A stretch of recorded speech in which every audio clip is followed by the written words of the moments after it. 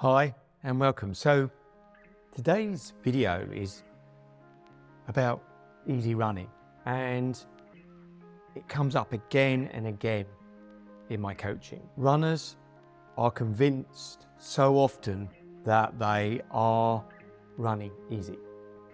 They will tell you they are running easy, but the question I often ask them is, running easy compared to what? As I've mentioned in other videos, quite often runners are running easy comparatively speaking. So comparatively speaking, how they compare themselves with someone else. Comparatively speaking, how they think they should be running in relation to their running goal. This is what I often call in my Marathon Maximiser, my free 10-day workshop, ego running. And what I mean by that is that our brains are setting a goal. There's nothing wrong with that. That's what they do. But the problem with that is it becomes about our egos. So when we have in our plan, we need to run easy, a little bit of our brain goes, no, that's not easy enough. You've got to run a sub 4-hour marathon. You shouldn't be running this slow. And you up the pace. And somebody says, oh, you did your easy run. And you go, yeah. So, and if they're not really easy, what you're doing, and most runners that arrive for coaching are doing this, is they're in that kind of brown area of their running, where if you think of running easy as green and running hard as red, it's kind of all just become something and nothing. They're doing their easy runs too hard, and their speed workout is either non-existent or they never quite go hard enough, so they kind of just have got into this rut of running their runs pretty similar pace.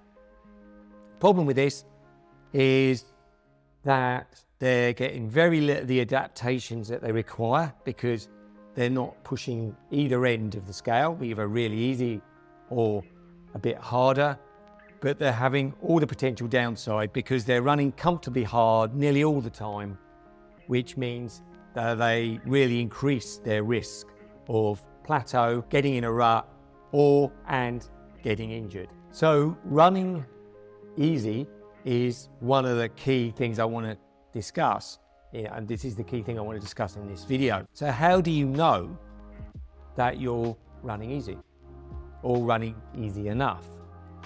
Well, you could run to a pace. So you could say, well, my race pace is XYZ, so I will run to, say, 60 or 70% of that. That's not a bad way of doing it, except pace is an external metric.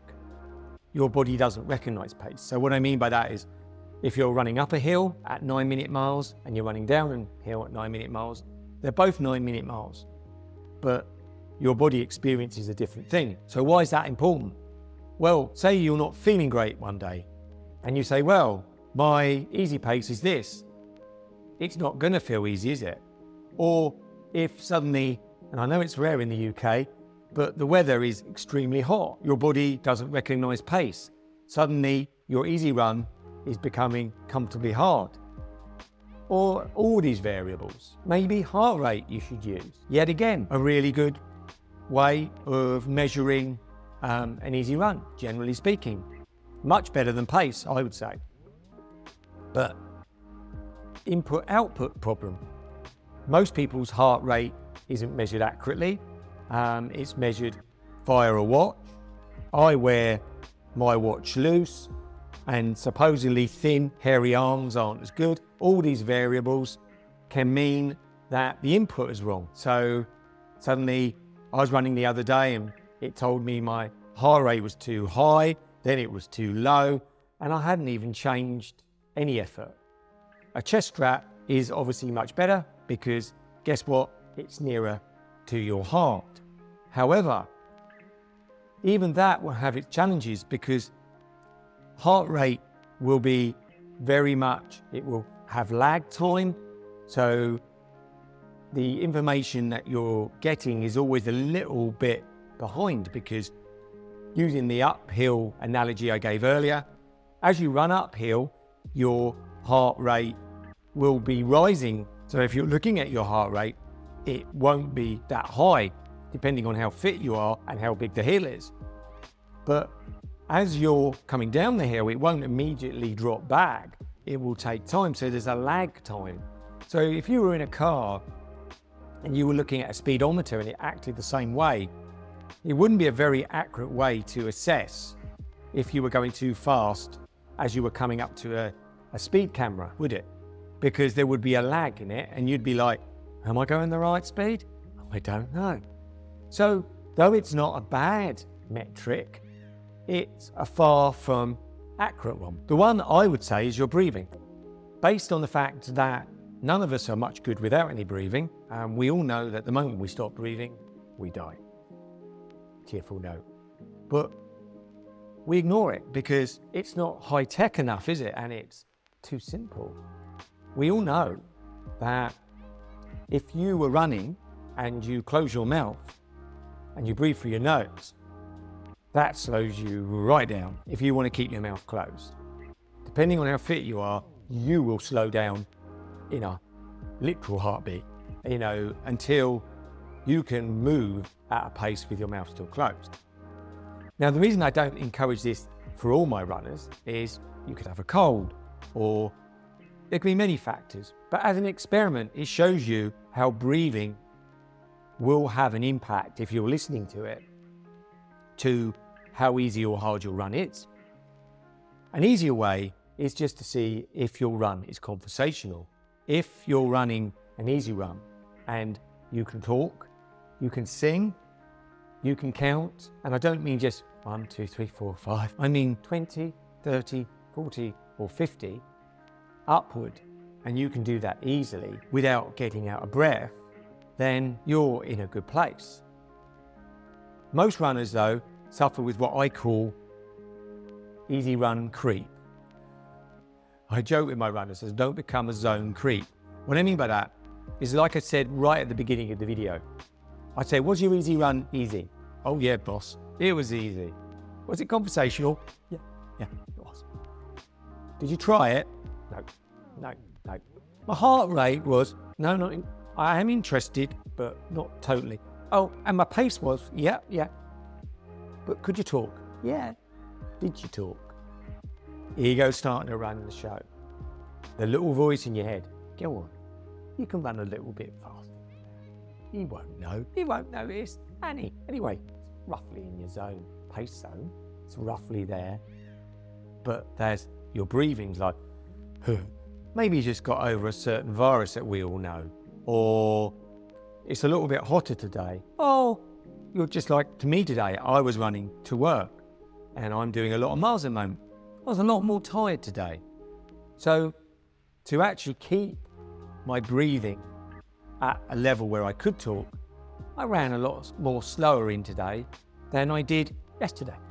I could have kept to my pace zone. So that's my zone 1 and 2 pace. But that wasn't my zone 1 and 2 pace today because I was more tired. So I met myself where I was at this very moment. And the only way you can immediately do that is through your breathing. Your breathing will give you immediate feedback. Immediate. Going back to the hill analogy, why do runners not love going up hills? Because the moment you start to go up there, your breathing starts to go. It's immediate. Your heart rate may not be there yet, the pace may have slowed, or it may not, but your breathing will tell you straight away. So am I a Luddite? Am I saying, throw all that useless technology out? No. What I say to my runners is this. On your easy runs, use your perceived effort as your number 1 metric, basically your breathing. Can you talk? Can you hold a conversation? Can you count? Get to a point where you can. Then you can use, if you've got a chest strap, use your heart rate as a nice secondary backup metric. In your speed workouts, which we haven't gone into in this video, but then use pace because of the lag time in heart rate, but use as your primary metric still running to fill, which I will cover probably in another video. So that's the way I would keep your easy runs easy, or easy enough. That's what I would suggest to you. If you're interested in this and want to know more about what we do, there's a couple of ways you can do it. Is our Marathon Maximiser, which is our 10-day workshop where we look at how you can look at your training plan and make it, adapt it to you so that you don't become a slave to that training plan. And I've covered some of that today, how you pace your running, how you pace your training. Or if you want to go a step further, we have our Marathon Maximiser Foundation program, our 8-week program, where with as little as 4 or so hours a week, we share with you and build for you a plan, a program, and coach you, one-to-one with that program to arrive on race day more confident and ready than you've ever been for that half marathon or marathon. And this is predominantly for older runners because there just isn't anything on the market which speaks to people like me, people like probably you, who are in their late 40s, 50s, 60s, maybe 70s, and you want to, in the latter years of your running, still have good days out there. And that means you've got to adapt and change stuff. And that's really what the Foundations program's about. It's the lessons that I've learned as an older runner who wants to continue, as I am now getting near into my 60s, to be a better runner. And also what I've learned being coached with Liam Butterworth and what I've learned as a coach. And I've encapsulated it into an initial 8-week program, which you can obviously carry on as a monthly coaching program if you so wish. Anyway, enough said. If you found the video useful, or if you got any questions, put them in the comments below and I'll be happy to answer them. Anyway, bye for now.